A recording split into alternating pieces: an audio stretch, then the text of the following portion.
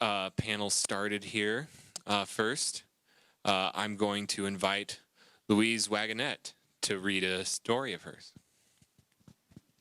Where would you like me to stand? Where do they usually? Right. Right. In front of all you people? Oh, my goodness. Okay. My name is Louise Wagenknecht. Can everyone hear me?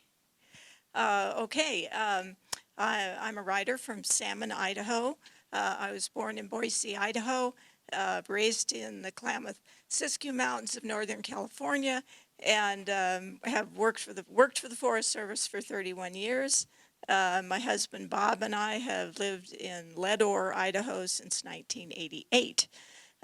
This piece is called "Coming Off Lee Creek," and it's about an incident when I was working as a range tech for the Forest Service in Leadore, Idaho in the early 1990s. "Tell me again while we were doing this," I shouted at the rider ahead. "Because," Rich shouted back, turning in the saddle as his tall Missouri foxtrotter shuffled along, churning up the ground faster than my mount, an elderly Forest Service quarter horse, could lope. He laughed at my feeble joke, I knew, because he was prepared to laugh at anything today away from the office. I dug my spurs into Winston's orange flanks as he shied at a 5-point bull elk trotting across the jeep trail ahead of us. The foxtrotter's hooves raised little puffs of dust in the September dawn. I looked back over Winston's tail across the valley to the old Junction Ranger Station, 10 miles away, where Rich and I had caught our horses an hour ago. Loading them into the trailer, we headed west, rattling across the Lemhi River. In the east, Mars and Jupiter blazed in conjunction above Railroad Canyon. I pointed them out to Rich. "Uh-huh," he said. "Is my bridle in the saddle compartment?" Now, as the sun chinned itself on the spine of the Continental Divide, I looked at the pink glow on the bare peaks of the Lemhi Range, 11,000 feet high. Half an hour before, we had unloaded our horses at the county road near the valley's western edge, where sage-covered foothills and alluvial fans rose toward jagged peaks. Stringers of aspen and conifers crept down the ridges below the timberline. Meadows clothed the old slumps.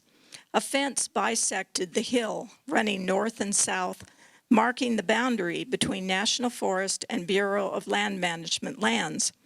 We approached it now at a lope, dismounting at the gate precisely at 7 o'clock. "They can't say we're late this time," Rich said, looking at his watch. I scanned the riderless horizon with a sigh of relief. The 4 permittees scheduled to meet us here were unhappy enough about having to remove their cattle from the Lee Creek allotment 3 weeks early. If we Forest Service people were late on top of all this drought and trouble, there would be hell to pay. Rich's restless young mare paused, demanding action. Winston tried to go back to sleep. "You wait here and count anything that comes by and check the brands," Rich said. "I'm going over to the north gate. Maybe they decided to go in there." We led our mounts through the gate, and Rich closed it behind us. I fished a bruised apple out of my cantle bag as Rich disappeared over the rise. Winston opened his eyes long enough to eat the core out of my palm. He flung his head up, drooling juice, as 2 cow elk burst out of the grove of firs above us, making for the ridge above the meadow. Behind them lumbered 3 Hereford cows, the white plastic tags on their dewlaps swinging. Carl's cattle, not the ones we were really concerned about. The white faces veered for the closed gate, then, seeing me, swung uphill again without breaking stride. They had just disappeared when a horse and rider came hustling down the draw. The rider, surrounded by cowdogs, astride a sweating Tobiano paint, thundered up just as I clambered back on Winston. "Why isn't the gate open?" Fred demanded without preamble. If the gate had been open, he would have demanded to know why it wasn't closed. I had learned that much in 4 years. I shrugged. Rich closed it, I said. Fred was not amused. This sort of thing has got to stop, he bellowed, wheeling the paint off at a lope in Rich's wake. I reflected, not for the first time, that my wages were not nearly enough compensation for these encounters. I woke Winston up and followed the fence line north. But the horse turned his head and nickered. 2 more riders approached the gate. Donnie, Carl's 30-ish son, and a woman of about the same vintage, dressed entirely in black, except for her blonde hair.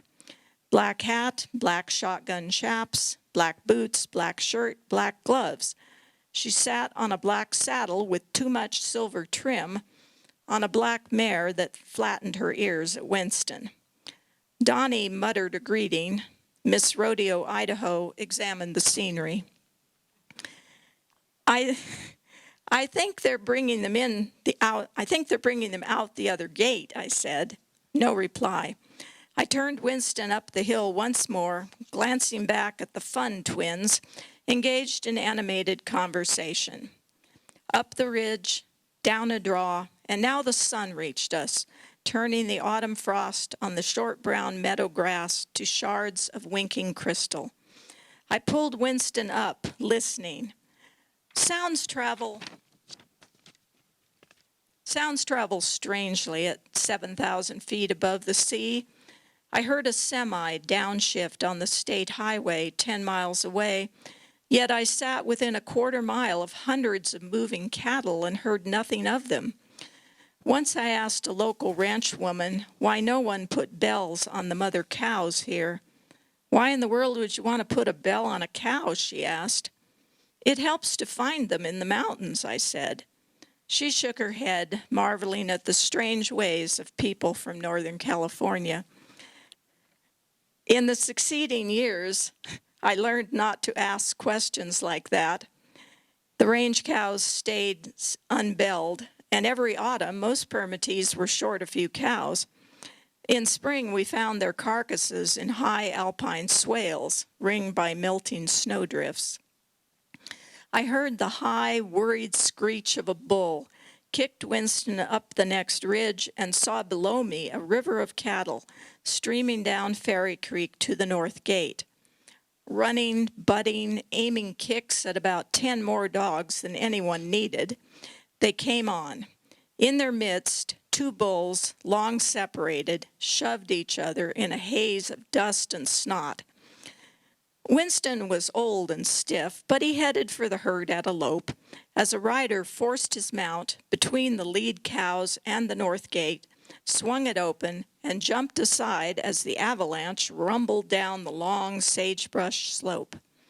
Red and white, roan and cream, solid black and pied, these were most of the 450 permitted cows of the Lee Creek allotment, plus their 8-month-old 500-pound calves. Merlin, wearing his trademark pith helmet and sneakers, pulled up alongside, his saddle attached to a stout buckskin pony about 12 hands high. His 2 teenage sons roved the flanks of the herd, disdainful of regulation cowboy attire in baseball caps, T-shirts, and high-top sneakers. We discussed the drought and cattle prices as the herd trailed down the slope to the edge of the valley to a 40-acre private field, part of a homestead long since absorbed into Fred's ranch. 5 other riders appeared out of the dust, converged around the entry gate, and began cutting out Fred's cattle. The operation was complicated by the 2 bulls, who jumped over the sagging barbed wire fence again and again, pursuing their own social agenda. The cow dogs paid no attention to shouts of back, back, back, God damn it, as they worried the calves, and the enraged cows, bawling and slinging ribbons of drool, charged back up the fence line, eluding the riders. I sat beside the gate on Winston, counting cattle and checking brands. Winston woke up occasionally just in time to head off a cow. Rich abandoned all pretense of oversight and just let his cowy mare have some fun, heading off escapees, leaving the bookkeeping to me and my little yellow notebook. As the remainder of the herd at last began drifting toward the county road, minus about 200 cows bearing Fred's brand, I found myself riding drag beside Carl. Despite the warmth of the sun, his shoulders were hunched under a brown canvas coat. A stained beige cowboy hat was pulled down over his thin gray hair onto his forehead. He did not look happy. "You will notice," he said, "that Stu ain't here." I cleared my throat. "All this BS is because of his cows, and the SOB ain't even here," he said with a flurry of initials. "Maybe he's been delayed," I said. "He does work clear up at that mine."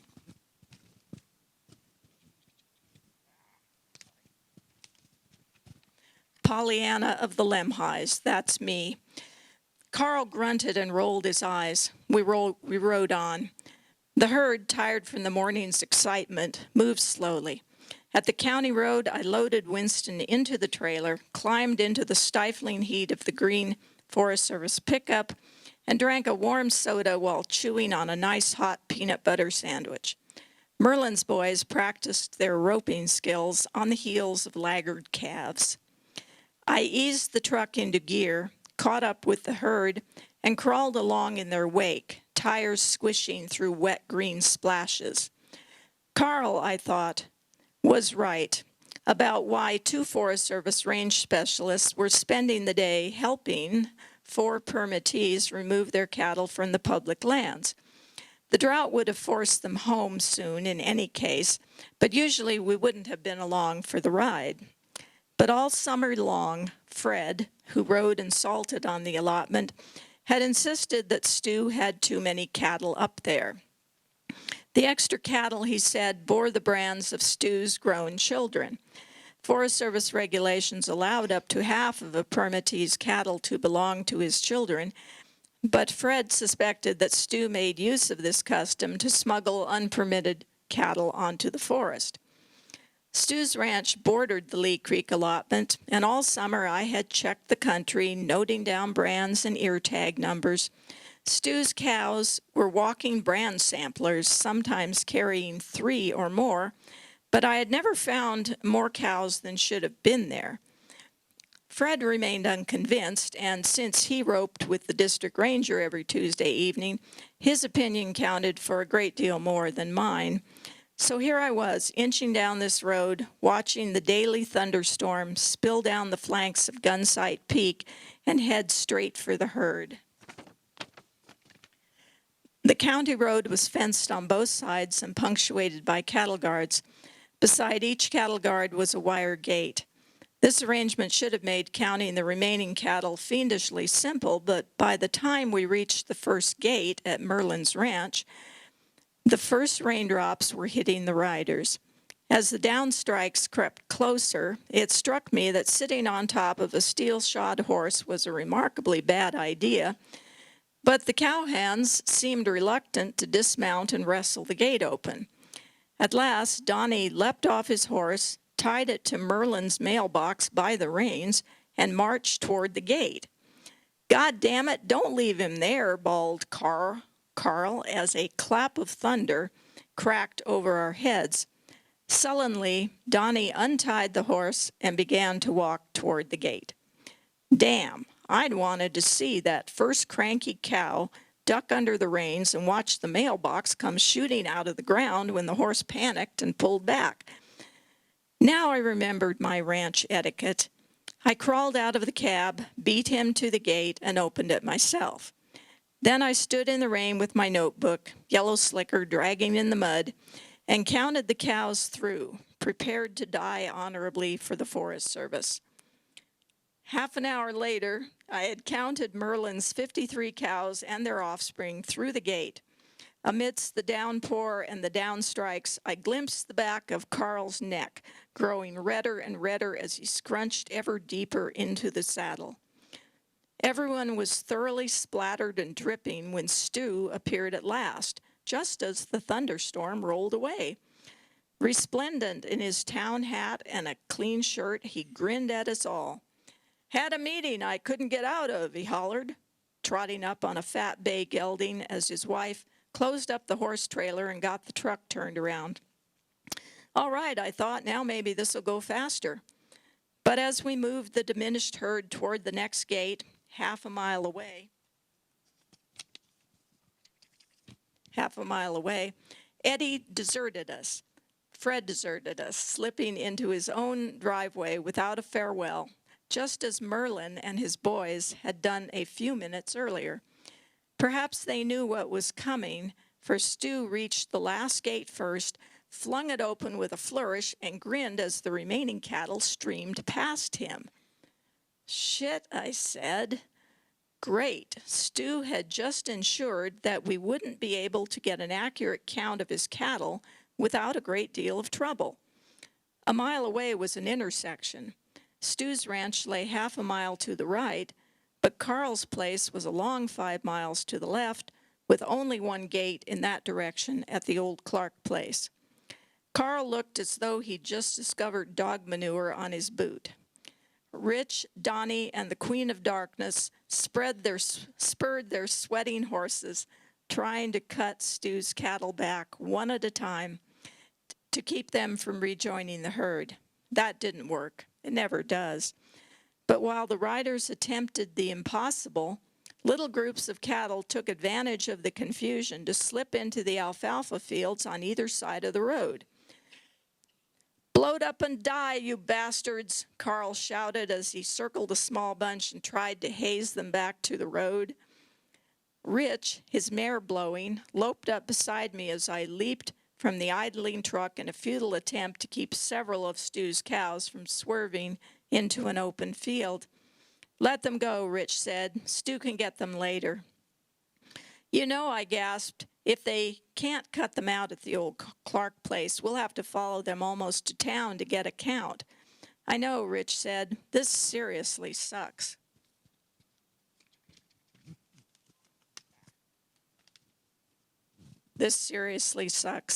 At the old Clark place, just a 40-acre field around a log cabin, while Stu made ineffectual waving motions, Carl reached the gate first and with much spurring and cursing contrived to put his 107 cows and their calves through, leaving the dregs of Stu's bunch milling behind the gate.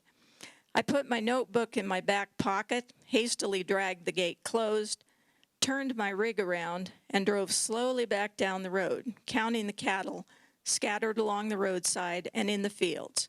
In the book, I wrote the number 49. I showed it to Rich as he rode alongside the cab. He sighed. "Well, Fred's got to go back and ride clean up tomorrow anyway. They're out a few cows and most of the bulls at least." He loaded his soaking, trembling mare into the trailer beside Winston, then levered himself into the passenger side of the cab. I looked at my watch, 6 o'clock. Rich drank for a long time from the gallon canteen. "Have fun?" I asked as he lowered the dusty orange container. He laughed a little, but without humor. "Just another day in paradise." "So let's see," I said, scribbling in my notebook.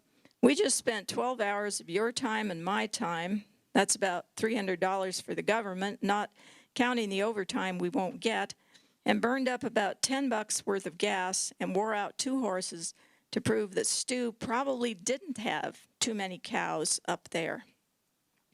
Grazing fee this year is $1.97 per cow per month, so he could have had 152 extra cows up there for a month before we'd have broken even, finding out whether he did or not. This is a good deal?" Rich ignored the sarcasm. "When somebody complains, you have to check it out," he said. "Okay," I conceded, "but why did our fearless ranger want us both to go? I did all the counting."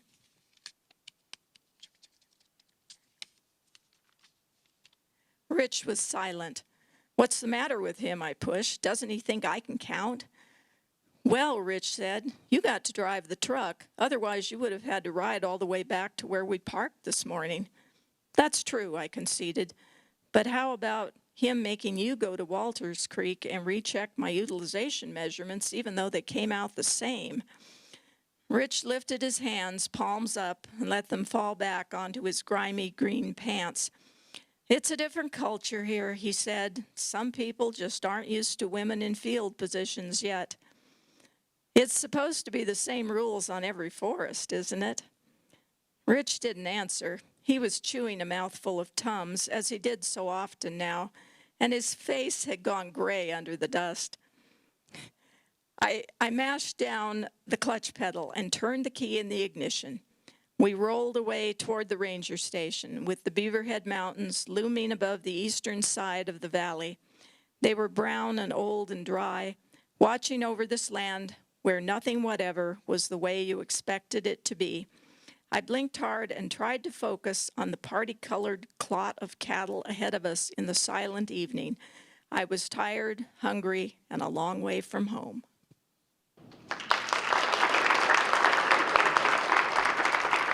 All right. Thank you so much, Louise. Thank you very much. And thank you all for being here. Welcome to this afternoon's panel, one of the kind of final events of a great weekend. This panel is called Where Humans and Wildlife Meet. My name is Holly Riley, and I have the pleasure of introducing and facilitating a little bit of conversation between some of these fantastic authors who have all written books on the intersections of humans and wild animals in some way. So much great stuff to get into. So I will begin by giving everybody just a brief introduction and start us off with a few questions. I encourage you to kind of speak to each other, ask each other questions as well, and we'll see where this takes us. So, in order. Marina Richie, directly to my left, is a nature and environmental writer based in Bend, Oregon, and formerly of Missoula, Montana, the focal point for her 2022 book, Halcyon. See, I'm so prepared. Journey, In Search of the Belted Kingfisher. She is the author of the children's books Bird Feats of Montana and Bug Feats of Montana. Easier to pronounce. Her articles and essays have appeared in Birdwatching Magazine, AT Journeys, Post Road Magazine, and many other publications. Next up, Rob Chaney is managing editor of the Missoulian newspaper, where he's been a journalist since 1997. His environmental reporting there formed the basis of his first book, The Grizzly in the Driveway. He is currently working on a second book for the University of Washington Press on our relationship with nature as reflected through Glacier National Park. Mike McTee is an ecological researcher in Montana's Bitterroot Valley and the author of Wilted Wings, A Hunter's Fight for Eagles. His essays have appeared in the Flyfish Journal, Strung, Backcountry Journal, and Bugle. Kathy Raven is a former National Park Ranger at Glacier, Mount Rainier, North Cascades, Voyageurs, and Yellowstone National Parks. She earned a PhD in biology from Montana State University, holds degrees in zoology and botany from the University of Montana, and is a member of American Mensa and Sigma Xi. Her natural history essays have appeared in American Scientist, Journal of American Mensa, and Montana Magazine.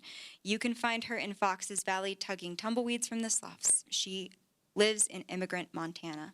And finally, Michael P. Branch is a professor of literature and environment at the University of Nevada, Reno, where he teaches creative nonfiction, American literature, environmental studies, and film studies. An award-winning writer and humorist, Michael lives with his wife and two daughters in the western Great Basin Desert on the eastern slope of the Sierra Nevada Range. Everybody give them one more round of applause. So I'm so excited, and I think in all of your books, there are these really wonderful moments or threads of kind of fascination with different animals, animal groups, and I was wondering if we could begin by each of you just kind of talking about when that moment of fascination sort of reached its peak level for you, and possibly, if you want, sort of how that led to a book. I wrote a book about kingfishers, and I believe the halcyon word, I will explain, is what led me initially to choose the belted kingfisher of all birds to follow and pursue and see what it would lead me to. And because halcyon as a noun, the number one definition is kingfisher, but halcyon is also associated with halcyon days, peace, happiness, and a fascinating Greek myth of transformation of two Greek people that turned into kingfishers, which was transformation has always been exciting to me ever since I was a child, especially into a bird. But anyway, following kingfishers over 7 years on Rattlesnake Creek, and there was a lot of curiosity that led me farther afield. I think the moments of incredible kinship with kingfishers came in a couple different ways. Sometimes there were when there weren't any kingfishers around at all, but it was because I was pursuing a very wary, territorial, difficult to follow bird on Rattlesnake Creek, and so it drew me out there in many terrible weather, snowstorms before dawn, sitting for hours running, spending more time than I ever had on my home creek. And in that process of that, all kinds of other wildlife and community would come my way. So whether it was the mink that climbed right over my legs when I was sitting by the stream one day, to just the unexpected sound of a ruffed grouse drumming on a log that became a regular occurrence because I knew exactly where he was. But then when I did finally find the kingfishers nesting, and kingfishers nest in a very odd place. A lot of people might not know, and they do not nest in a stick nest. They nest in a earthen burrow deep within a stream bank, and their nests are very hard to find. So there were some incredibly pivotal moments of at last being in a blind and watching these dedicated, beautiful, charismatic, J-sized birds feeding their chicks in and out coming in and out and catching fish, diving head first, and being so immersed that at last I found what had become difficult at first to sit in a blind. It would all of a sudden it'd be 1, 2, 3, 4, 5 hours, and I was like, wow, that passed like nothing because it was so entrancing to be there among them. Kingfishers are a lot of fun. When we had our office at the Missoulian just across the river here, there was at least one kingfisher and maybe a family that was regularly flying across. And for such a small bird, you can spot them, even though they're here to that white apartment building over there. In a way, I think a lot of us in the critter book section here are basically writing about jackalopes. For me, writing about grizzly bears, it seems like a slam dunk. They're the apex predator, the night of the grizzlies, the big critter in our backyard. But what they are is really hard to describe. In a lot of ways, for us, they're a jackalope. They're an invented animal. They're a creature of your nightmare, or a creature of your wildest fantasy, or your best campfire story, or your most frightening encounter in the woods. But they're also a thing that has nothing to do with us, except for the fact that our ways of using the planet sort of intersect. And trying to wrap my head around that with my own basket of stories of the few times that I've got to run into a grizzly bear, which are ridiculously few, in all honesty, was just the fascinating part of figuring out what we want to say about animals and what animals are trying to impart to us as we are having a relationship with the wild world. And just talking with people, reporting on this, and occasionally getting out and getting to watch a bear now and again. It wasn't any particular incident, as it was just sort of watching the colors, the manifestations of different stories refract through the prism of our own experience.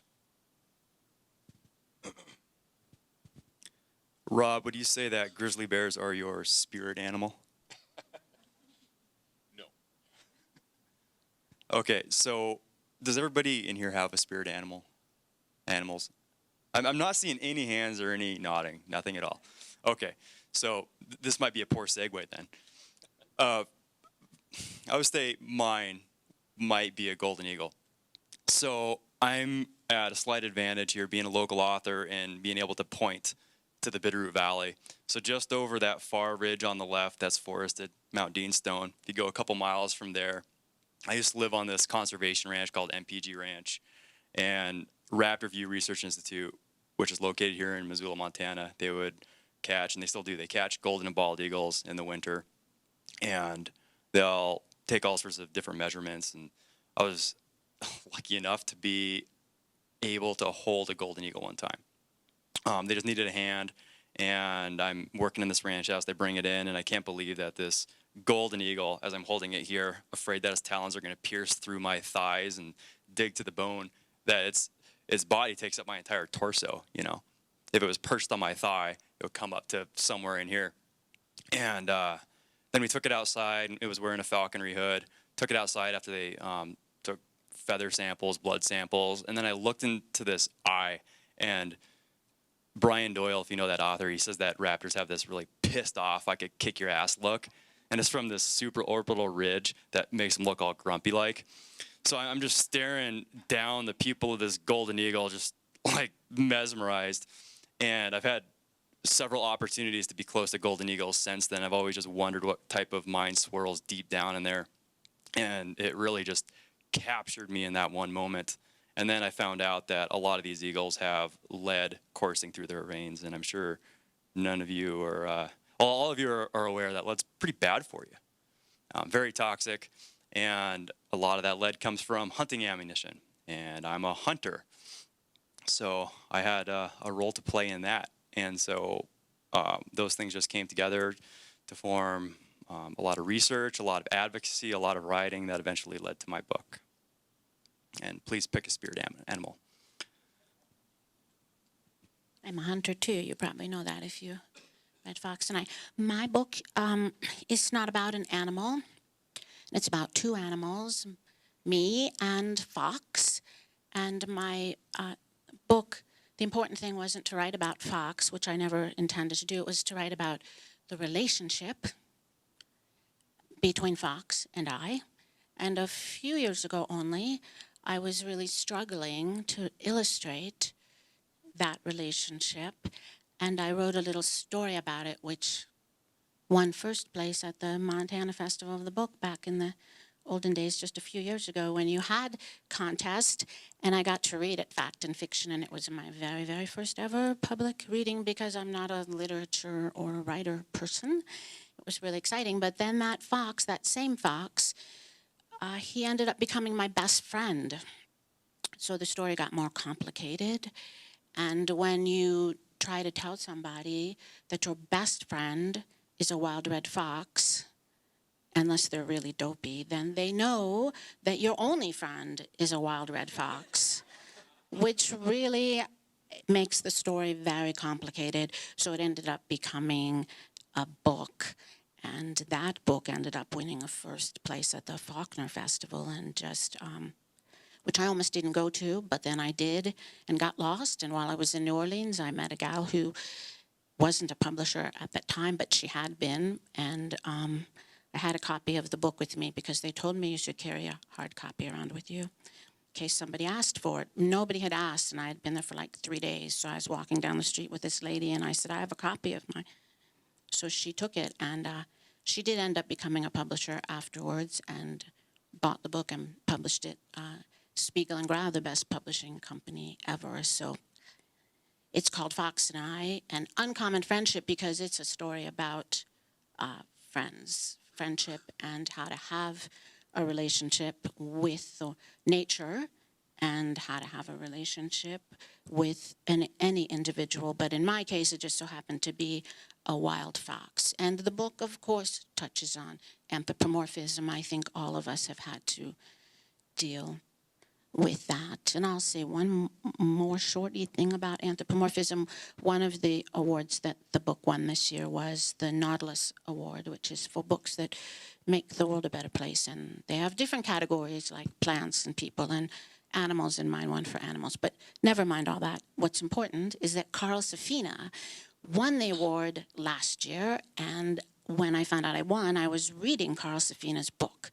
You should read it, and he's amazing, more so than me, and it's called Beyond Words. And in that book, he says, he supports trying to humanize wild animals, but he says if you're going to anthropomorphize, if you're going to humanize wild animals, then you absolutely have to make sure you have tenure first. Which I don't, and I don't care about it. Here you go. Well, most of you probably know that a jackalope is a hybrid, but what Rob didn't tell you is there is a rare subspecies of jackalope that's a hybrid of the jackalope and the grizzly. And it's a ferocious, ferocious animal, very, very rarely seen. But I love Rob's comment about the jackalope, which is what I've been writing about, because it is true, right, that it speaks to the issue of imagination, that in our relationship with non-human beings, with the more than human world, you know, it always requires an act of imagination. And as writers, our job is to sort of help to build that bridge between wild things and the imagination of our readers. So, you know, when Holly asks sort of, you know, what inspires me to want to write about wildlife, you know, I'm endlessly, obsessively, fanatically, you know, I'm a total nerd. I'm interested in this stuff all the time. So the question that I ask myself most often is not, you know, what is going to interest me about wildlife, which is almost inherent to how I think and how I move in the world, but how can I interest my reader in it? And my situation's a little bit different in the sense that, as Holly mentioned, I write from the Great Basin Desert, which is a landscape that's not very often thought of as beautiful. So nobody needs to be convinced, right, that, you know, what we're seeing out the windows of this incredible building is beautiful. But the high desert is often seen as barren, as a wasteland, as a good place to put nuclear waste, et cetera.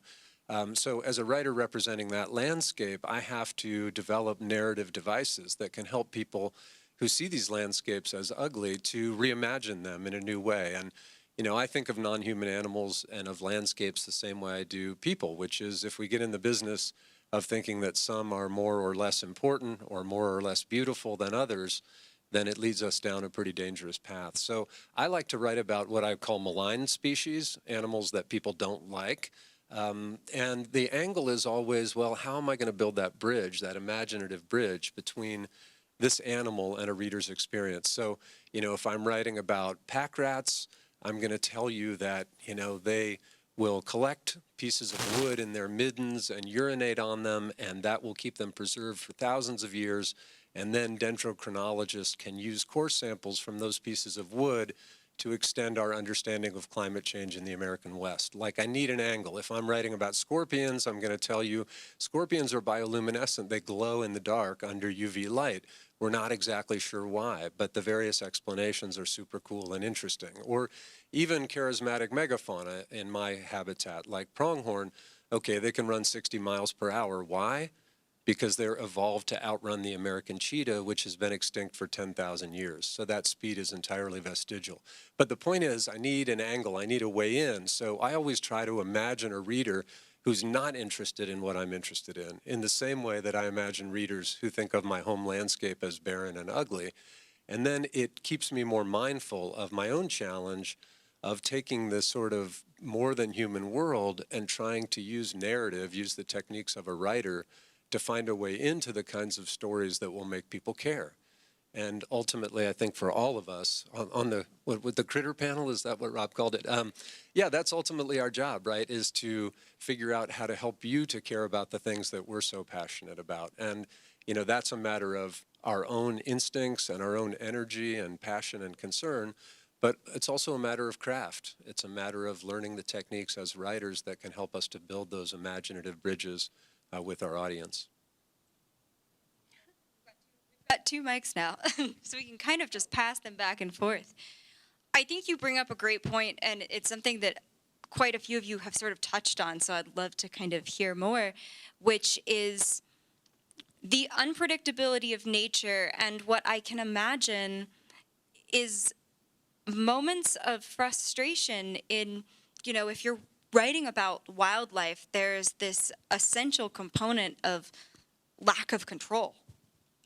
You don't get to just say when your subject or subjects of study are going to come up, when they're going to be around, and you can't predict what nature is going to do. You can't predict what wildlife's going to be around. You can't control that, and I think that that's something that makes that concept so special. So I'm curious if any of you have more to say about that, especially those moments where perhaps, as they said, you tried to plan and God laughed, or etc. Go ahead. Let's work our way down or jump in. I'm going to answer that question, but I wanted to just quickly respond because Michael made me think of something in terms of writing about your subjects that you care so passionately about in ways that readers who are not, I mean, none of us want to preach to the choir all the time, right? We want to reach to other people. So when I wrote a book about kingfishers, my challenge, I kept thinking, I want people who don't really even care about birds to read my book and like it. And so I deliberately wove in memoir and mythology and flaws that I had along the way, all my stumbles and mistakes, and being a single mom and not being there at the right time, since this is related to this. So leading to that is that, because I had obligations, I wasn't like this, that wildlife biologist who's down there by the creek all the time watching the kingfishers. Instead, it was like, oh, shoot, I got to take my son to a doctor's appointment. And literally, that happened, and I missed the fledging of the chicks that I had been just building up to, like the climax, the crescendo of the symphony. And my friend, Lisa Hendricks, was there, and I came back. I was like, anything happened? She told me. And I was like, oh, no. But, then one season stretched to another. And so I guess, some of that, you're right, is a lot of what actually people, I think it's important for people who are watching, who often connect through a nature documentary where there's been hundreds and hundreds of hours of footage, and then, they pick the best stuff, and it happens fast. And I think more and more it's changing. You're starting to see the work behind the scenes and the cameras and what it does take. And some of what I think we really lack in our society now is this ability to be patient, to be still, to let things come to you, and and sit with things. And when you do, I think you come to a better place personally. We talk a lot about stress and depression and all the things that are going on in our world. And I do believe the best healing is being out in nature. And for me, it does help to have a certain quarry, like a hunter sometimes, to follow, to be excited about. And not that I always do, but with the kingfisher, that certainly was the case.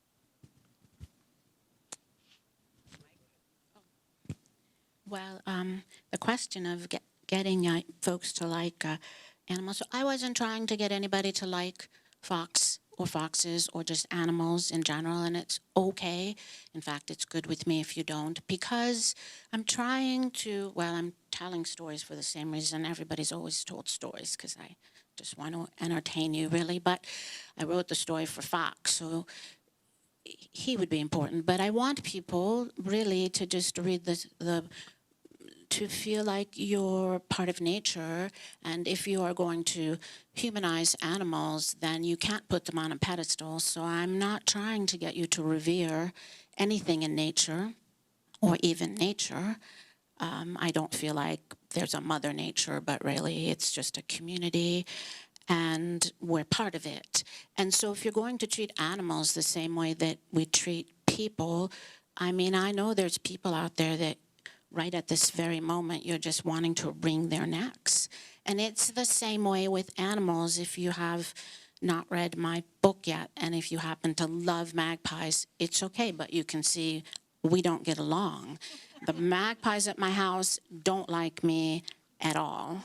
It's the first human building on that place forever, and forever. It's the first human structure and has a steel roof, and they can make a lot of noise when they thump on it, which they do all the time.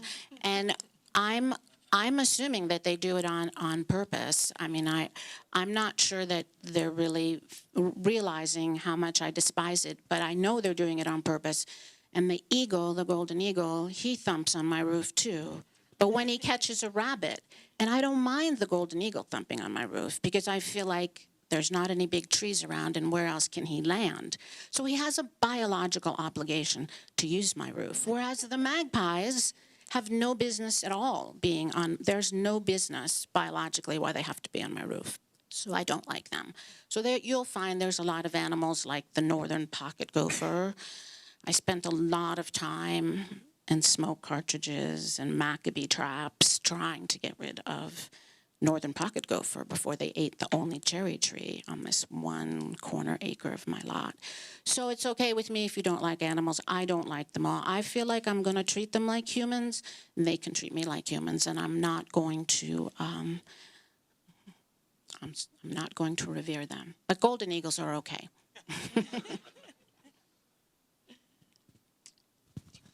Going back to the unpredictability concept, I'm thinking about the actual research I've done and then the vector of how eagles get exposed to lead. So lead bullet flies through the air about 3,000 feet per second, hits a deer, splatters basically, and little fragments can be left over in a gut pile.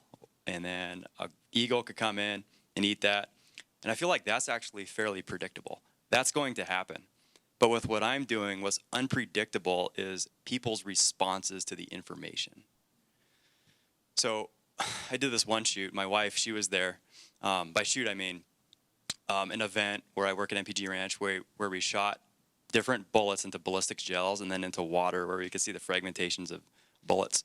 And so this one guy came and he was so mad we were even doing this event. He's like, "Are you for or against this? What do you think this is?" And I just felt pinned against the wall. He was completely aggressive at the idea that you could use a copper bullet, just a bullet that's a different type of metal and not poison eagles. And I've honestly seen less of that in the last 5 years, but part of writing this book was to just have this source of information for people. So if anybody's a naysayer, you're like, well, check this out.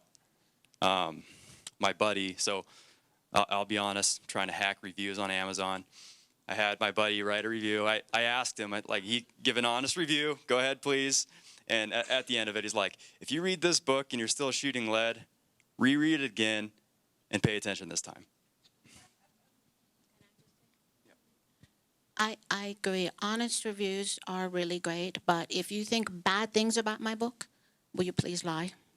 That's just I tell my college students that all the time. I think that's how I get good reviews.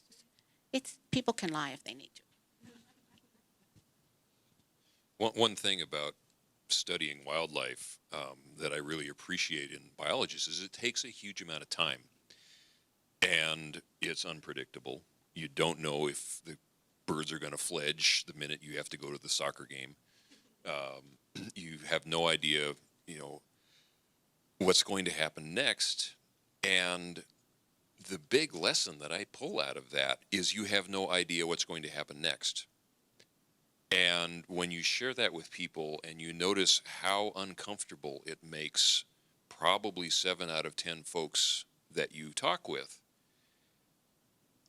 and you point out to them that their in-control world is far more complex and out of control than their ability to comprehend, and you see the look of panic start to build up in their eyes, and they do that anger thing. No, you're wrong. Because they want to hold on to the solid world that they think they have. The thing I find the most valuable about books like the Critter Panel here is that it invites people to come in and wrestle with that unpredictability and that impossibility of being in control.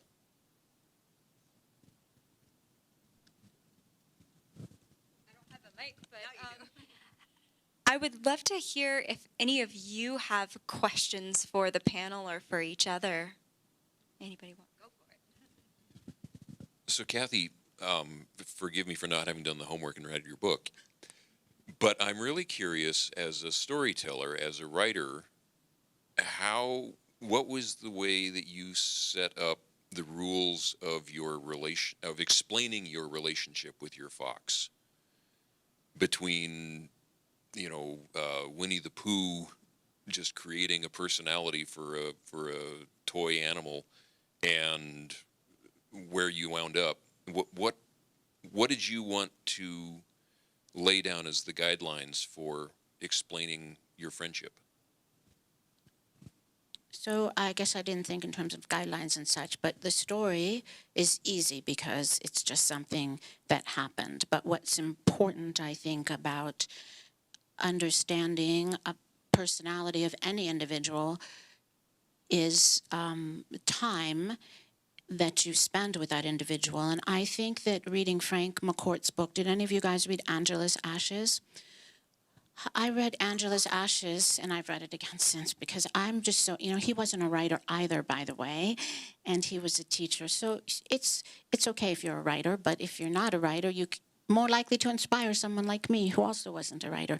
I was so inspired by his book, his unique voice, and I remember getting finished with that book and thinking, wow, I know Fox better than he knows his mom, Angela. That's the gal. That's the Angela of the Angela's Ashes. And he's going back in time and fishing out memories and writing about Angela before he was even born. And I thought, wow, I know Fox better than he knows his mom. And then I realized I know Fox better than most married couples know each other, because I'm with him every single day. When I'm not with him or walking with him or playing with him, we didn't touch each other. I didn't feed him. He wasn't a pet. But we were as independent as you are from your friends. And every day, for week after week, for year after year, I was watching him in binoculars and in a scope when he wasn't sitting next to me. So it's a tremendous amount of time. And then you do exactly what you would do if you were telling a story about a person, which I guess most people do write their stories about people. You read about people. If you're not a psychologist or a sociologist, you read things. If the person in your book is depressed, if the person in your book is autistic, you read the science about the character. So it was easy for me since I'm teaching wildlife biology, but I read the science about Fox, and then you compare your observations, your years of observations, knowing this individual, with what the science says, and then you look at the differences. You find the uniqueness of an individual person or fox or bird that you're writing about. And I think, and so all of you can do that, and all of you probably do it if you're writing about people, but it's the time and the observations, and then read about that, and then look at and the difference. In other words, make comparisons. And you can't just make comparisons between your individual person, if you're writing a book about Angela, or your individual fox, if you're writing a book about Fox. I had to also compare Fox, not just with generic foxes, but with all the other foxes I knew. Because there was always foxes on my property. There had been lots of foxes before Fox. And so I knew how they acted, mostly aloof, or in one case, his mother, a little threatening. So you compare your individual with other individuals, and you start to see and accept them as an individual person. I hope I helped you figure out how to write a book about a people, a person, or a fox. Thanks. Thank you for asking that. Now you have to read the book, please.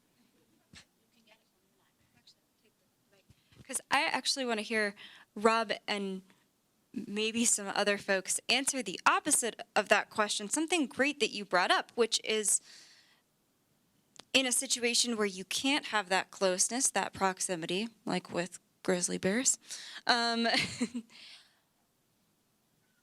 what are the strategies that you use to sort of bridge that gap and to have that sort of level of intimate knowledge necessary to write a book? Is it just sort of science, or is there something else that goes into kind of having that sense of familiarity that allows you to sort of write so closely about any of the critter topics, honestly?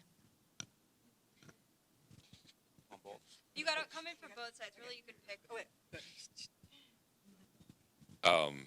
Well, I guess there's two ways to look at that. One is one of the things that fascinated me about writing about grizzly bears, living right here in Missoula. When I was a little boy, I would ride my bike around Campus Drive on the base of Mount Sentinel over there, and always try to look for the golden eagle that was sitting on a doghouse, chained to the doghouse behind the gymnasium back there. It was the Craighead's golden eagle. I didn't know that at the time. It just, when you're a kid riding around, it's like, that's my eagle. The Craigheads, the twin brothers, blocking on names here, but anyway, we'll skip over that, created the first effective radio collar for wildlife back in the 1960s. That radio collar went beep. That's pretty much all it did. And if the bear happened to be lying down, you couldn't hear the beep until you stumbled on the bear.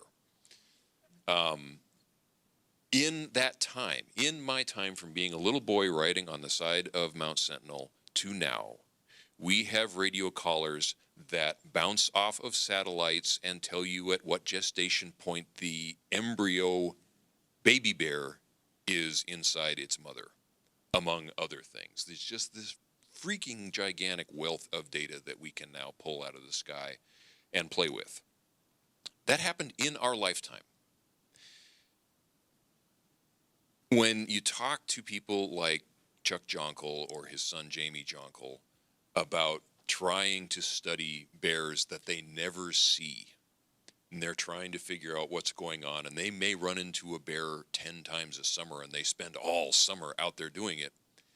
And now, if I whip out my phone, I can get you more bear behavior. I can get you bears eating buffalo in a parking lot in Yellowstone in about 15 seconds because I've got it saved.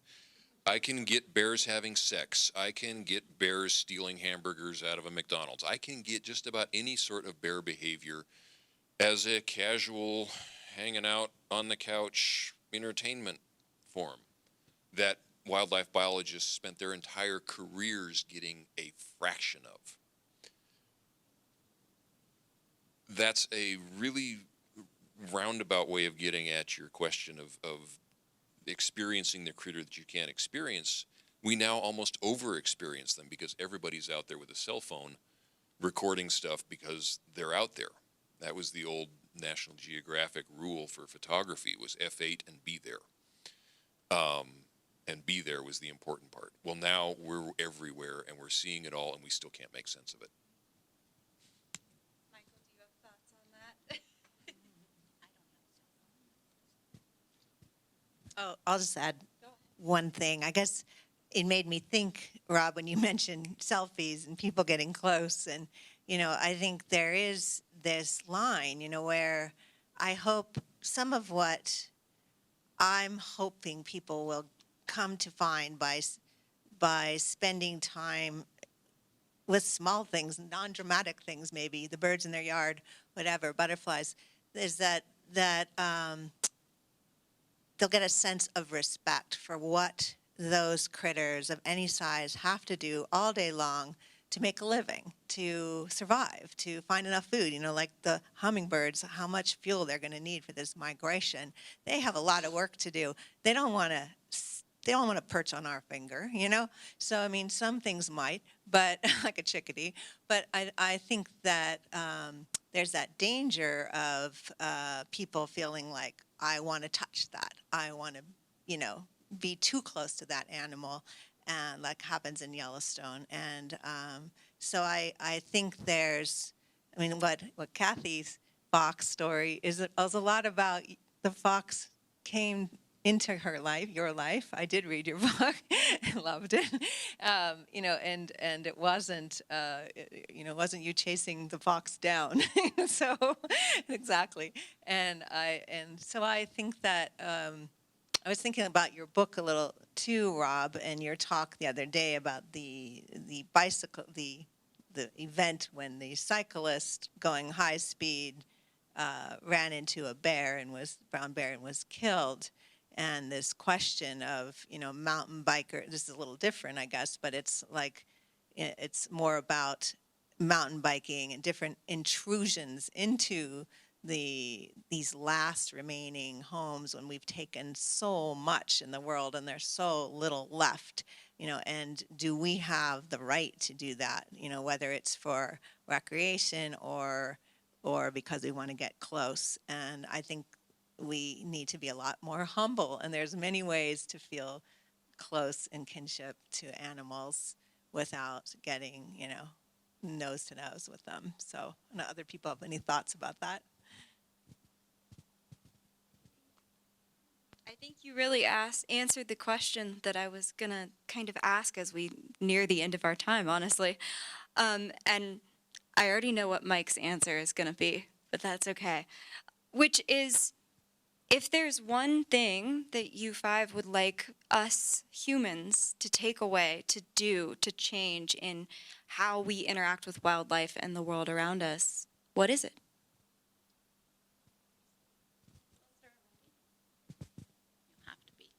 I guess I would say that wildness is closer than we think. And one of the things that I always find really liberating is to tell people, for example, if you live in a major U.S. city, there is a coyote within a half a mile of you at all times. And people say, oh, that can't possibly be true, right? But it is true. And, I had mentioned scorpions before. I'll say, hey, there's scorpions all around your house. Now, I've lived here 20 years. I've never seen a scorpion. So take them out at night with a UV light. Oh, my God, there's scorpions everywhere, right? And I love that idea that, the wild world really does permeate our domestic world in all kinds of beautiful and exciting ways. But we're not aware of that unless we cultivate that awareness. And so I'd really like that idea, and I'll leave you with a little story. When I was in grad school, I lived with a couple of people who were salamander biologists. This was their thing, right? And their side hustle at parties was they would tell people, I can find a salamander within 10 minutes. And people would, of course, bet, because often they had lived here 5, 10, 15 years. They had never seen a salamander. And these people could leave a party in the middle of the night anywhere in town and find a salamander, right? Because they knew how to look. They knew where to look. They had, as a result of the study of that animal, a very deep understanding of where it would be. And as a result, they had developed the powers of perception to recognize that animal presence and be in some kind of intimate contact with it, which I know sounds like a little fuzzy, but I like this as a metaphor that the wild world really does surround us, and often we're completely unaware of it because we haven't cultivated not just appreciation, but actually awareness has to come before appreciation, and that's a habit of attention that requires a kind of focus and patience that we don't have much of, as several people have pointed out. So I guess it would be to say, the idea of wild things and your relationship to them doesn't have to be the idea of something that's far away up in a designated wilderness, that wildness is around you too. And if you want to be in contact with it, the first step is to cultivate the awareness that allows you to make that contact. So that's my one thing. I love to ask my students how they categorize the things around them and the things in the world. We have a tendency to put animals in categories like this. Humans are animals. So there's humans, and then there's the non-human animals, and we put them in two categories. I don't like abstract ideas very much, so I have to think of Venn diagrams and the circles bouncing around in my mind. And instead of humans and non-human animals, I have these two circles bouncing around in about. One is wild things, and one is domestic things. And some humans are in both those categories, and there's animals in each of those categories. And I think that's maybe a more convenient way to, I think I know which category a lot of you people are going to put yourselves in, and that's okay with me. Does anybody read Outside Bozeman? It's a pretty good magazine. And at one point, they wrote an article about lead poisoning. And for the subtitle, they said, "Make Butte proud. Shoot copper."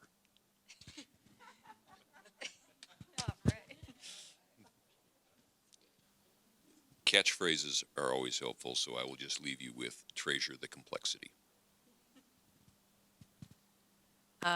Before I say my final thing, I wanted to thank you, Mike, for bringing this out to the forefront, the importance of getting rid of all lead ammunition and switching to copper. Thank you, because I think part of what I had two sort of thoughts about what I wanted to say at the end, and one of them is advocacy, that I really, really think it's important, because I think so many people in this room, you probably wouldn't be here if you weren't already, and I know some of you, caring very much about the future of our world and animals, wild animals, particularly wildlife. And so I guess I would say two things. One is, the one part I thought about is to be curious and find out that there's so many things, so many questions to ask around you if you look closely enough. And I wrote in my book a little bit from one of my favorite authors, still E.B. White.